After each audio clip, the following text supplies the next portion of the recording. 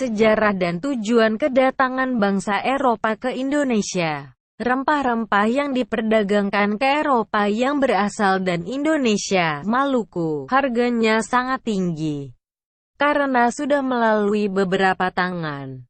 Padahal harga yang sebenarnya di tempat asalnya sangat murah. Oleh karena itu, orang-orang Eropa ingin mengambil dan tempat asalnya secara langsung. Keinginan untuk mendapatkan rempah-rempah langsung dan produsennya atau dan tempat asalnya, telah mengundang para pedagang Eropa ke Maluku. Kemudian Indonesia menjadi incaran para pedagang dan Portugis, Spanyol, Inggris dan Belanda. Kedatangan orang-orang Eropa ke Indonesia tidak sekedar berdagang, tetapi ada keinginan lain, yaitu mengambil alih kendali perdagangan dan menguasainya. Pada saat itu, di Indonesia sudah berdiri sejumlah kerajaan Islam yang tersebar di Kalimantan, Sumatera, Jawa, Sulawesi, dan Maluku. Para penguasanya sekaligus pedagang dan memegang kendali perdagangan rempah-rempah di wilayah masing-masing. Dengan datangnya bangsa Eropa ke Indonesia, dengan tujuan yang tidak diinginkan, jelas menimbulkan konflik yang berkepanjangan, yang tidak pernah terjadi sebelumnya, yaitu ketika bangsa Indonesia menjalin hubungan dagang dengan Cina, India, ataupun Arab. Setelah jatuhnya Konstantinopel pada tahun 1453, bangsa Eropa yang paling terkena dampak buruknya berupa kesulitan ekonomi adalah bangsa Portugis dan Spanyol. Kemudian bangsa Portugis dan Spanyol mengadakan penjelajahan samudra untuk mencari kekayaan dan menggelar jajahan. Selanjutnya diikuti oleh bangsa-bangsa Eropa lainnya, yaitu Inggris dan Belanda. Faktor-faktor yang mendorong bangsa-bangsa Eropa melakukan penjelajahan samudra menuju ke dunia timur, termasuk Indonesia adalah sebagai berikut. 1. Kisah perjalanan Marco Polo, tahun 1254 sampai tahun 1324, seorang pedagang dari Venesia, Italia ke Cina yang dituangkan dalam buku Book of Various Experiences mengisahkan tentang keajaiban dunia atau Imago Mundi. 2. Jatuhnya Konstantinopel, ibu kota Romawi Timur ke tangan Kesultanan Turki pada tahun 1453 menyebabkan putusnya hubungan dagang ke dunia timur. Bangsa Barat berusaha mencari jalan sendiri ke pusat rempah-rempah di Asia. 3. Adanya semangat penaklukan terhadap orang-orang yang beragama Islam serta membuat daerah-daerah kekuasaan yang dimiliki kerajaan-kerajaan Islam tersebut. 4.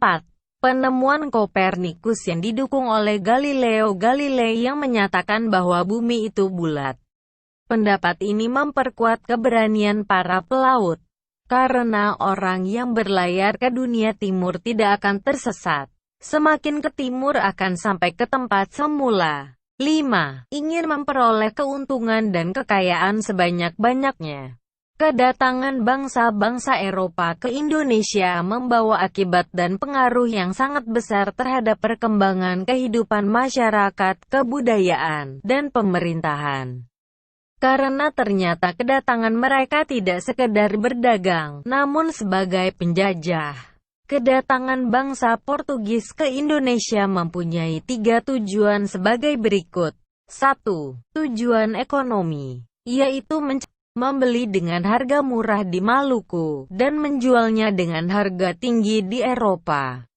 2. Tujuan petualangan, yaitu mencari daerah jajahan. 3. Tujuan agama, yaitu menyebarkan agama Nasrani. Tujuan tersebut lebih dikenal dengan Gold, Glory, Gospel. Gold, yaitu mencari emas dan mencari kekayaan. Glory, yaitu mencari keharuman nama kejayaan dan kekuasaan. Gospel, yaitu tugas suci menyebarkan agama Kristen. Bangsa Portugis karena ingin mencapai tujuannya, segera melakukan serangkaian kegiatan penjelajahan. Di bawah pimpinan Alfonso de Albuquerque, ia bersama armadanya berhasil menguasai Malaka pada tahun 1511.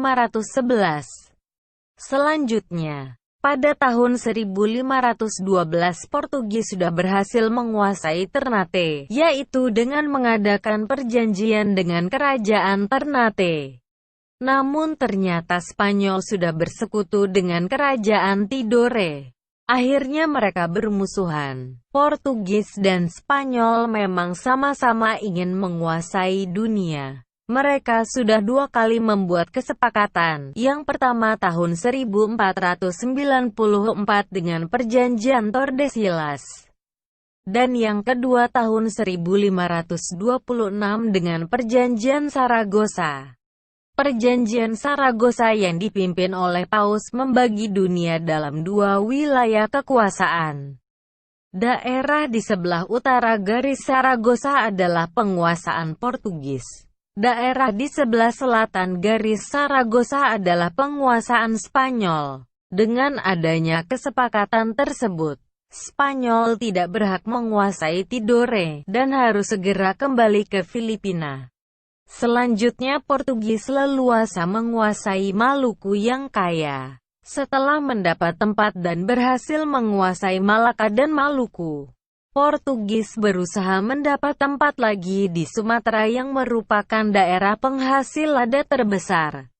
Namun usaha Portugis ini gagal, karena kerajaan Aceh terlalu kuat dan pengawasan yang sangat ketat terhadap semua wilayah kekuasaannya.